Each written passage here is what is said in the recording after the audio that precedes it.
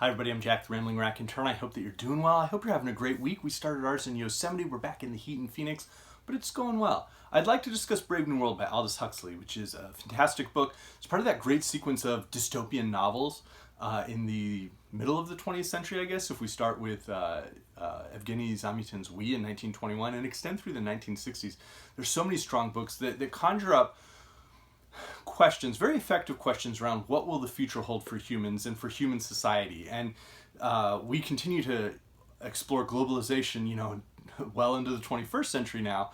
But those were questions that were, I think, occurring at a very deep level among, many people in the 20th century. And so Brave New World is strangely effective. It remains terrifyingly relevant for the right reasons of being an effectively written book, but also for the sad reasons, the ways in which Huxley was more accurate, perhaps, in some of his predictions around how human identity and the unique aspects of each individual human could be purged in a very different way from the fear-based police states that certainly Orwell conjures in 1984, and that others other books, tried to explore. And Huxley is showing that same sense of, purging human identities of what is unique and purging that sense of curiosity, truly. But the way in which he does it is not, it's not forbidding everyone to do that. It's giving just enough distractions that the curiosity disappears. If people are constantly being distracted, they're not really thinking about anything for very long, and they don't ask questions. There's not this sense of suppressing those who are actively questioning and pushing, but it's lulling everybody into this false sense of comfort and happiness, and ensuring that if people feel just happy enough, they'll just do anything.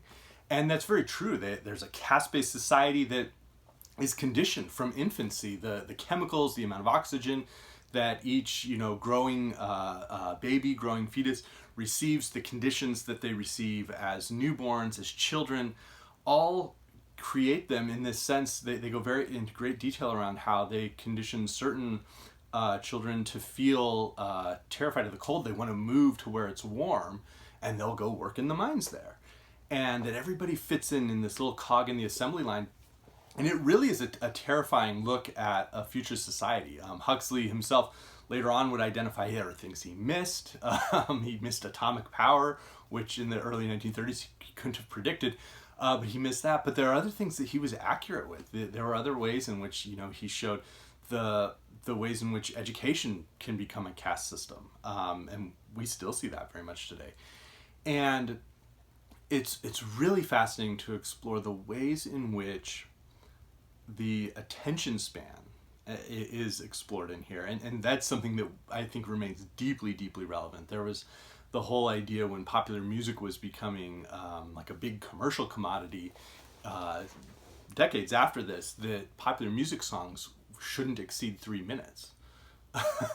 And we continue to see that. I mean, YouTube itself is part of that, and certainly TikTok, the advent of shorter and shorter and shorter moments to distract us rather than allowing us to think deeply around ideas. And so that's what Huxley explores in here. He does it in a fascinating way. And there's a confrontation at the end where he really kind of gives the crux of his idea, where a boy who grew up in New Mexico, it seems, among what are called, and it's a racist term, but they refer to them as savages, and so he's John Savage. But he hasn't had these conditions, and his father was, a member of the Alphas, the upper caste, and so he's brought back as almost this science experiment, like, whoa, but he's also a celebrity story, so that's great, let's make money off of it. And he has a confrontation, and the lead alpha goes, "You don't much like civilization, Mr. Savage," he said. The savage looked at him. He had been prepared to lie, to bluster, to remain sullenly unresponsive. But reassured by the good-humored intelligence of the controller's face, he decided to tell the truth straightforwardly. "No." He shook his head. Bernard started and looked horrified. What would the controller think? To be labeled as the friend of a man who said that he didn't like civilization, said it openly, and of all people to the controller, it was terrible. "But John," he began. A look from Mustafa Mond reduced him to an abject silence. Of course, the savage went on to admit there are some very nice things, all that music in the air, for instance. Sometimes 1,000 twanging instruments will hum about my ears, and sometimes voices. The savage's face lit up with a sudden pleasure. Have you read it too, he asked. I thought nobody knew about that book here in England. Almost nobody. I'm one of the very few. It's prohibited, you see. But as I make the laws here, I can also break them with impunity. But why is it prohibited, asked the savage. In the excitement of meeting a man who had read Shakespeare, he had momentarily forgotten everything else. The controller shrugged his shoulders. Because it's old. That's the chief reason. We haven't any use for old things here. Even when they're beautiful, particularly when they're beautiful. Beauty's attractive, and we don't want people to be attracted by old things. We want them to like the new ones. And that's the society that's here. It's explained very effectively how, Henry Ford's assembly line, and they have like the Model T, they cross themselves with T's for the Model T from Henry Ford, that it's based on greed and avarice. How can we design games that require complex equipment that we can sell to people? How can we get people to watch this 15-minute reel and then tomorrow it's gone, we're just going to show them another 15-minute reel? There doesn't have to be any connection. It's just mindless. And that is what Huxley was exploring in his dystopia, was one where truly curiosity has been killed. People aren't afraid to ask the questions. It's that people have no sense of there being any world in which they should be asking questions. And they don't necessarily have the attention span to be able to think through and think around a single idea or a single concept long enough to ask those questions. And there's a visceral discomfort around it.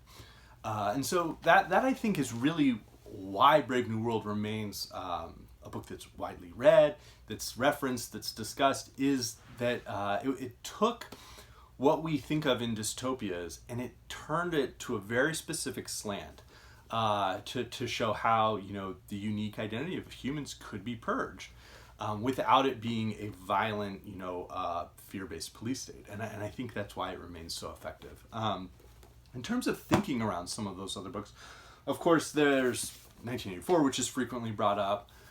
Fahrenheit 451 also explores some of that, where with this, if we really explore Bradbury's ideas around how television could be a disaster for people, I think Brave New World aligns a little bit more closely to Fahrenheit 451 than 1984. Now, of course, we think of Fahrenheit 451 in the idea of like the banned books and censorship, but the key ideas around people just sort of mindlessly sitting watching television, that I think was where Bradbury really had originally wanted to take the book.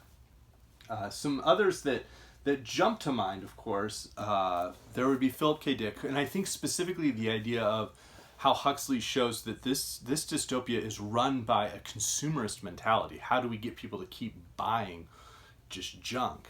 And I think Philip K. Dick conjures that to a certain degree in Do Androids Dream of Electric Sheep, in a very different way in the Three Stigmata of Palmer Eldritch, which I didn't necessarily enjoy, but I think it sort of asks those same questions.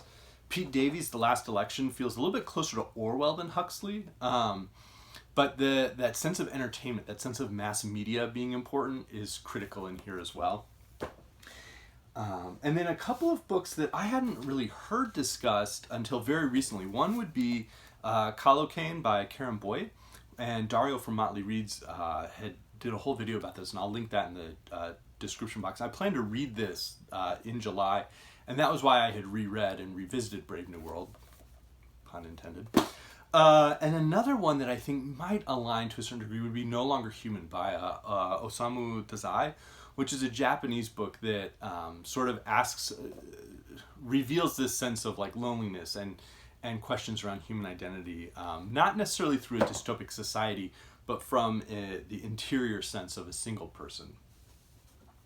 Other books, of course, that jump to mind. One would be The Space Merchants by Frederick Pohl and Sam Kornbluth, where we have this like massive consumerist culture, and that's much more of like an adventure, like mystery novel than Brave New World is. But the dystopias it feels like it's on its way to becoming the dystopia of Brave New World, particularly with the people who have to go work down in like the algae ponds to create that.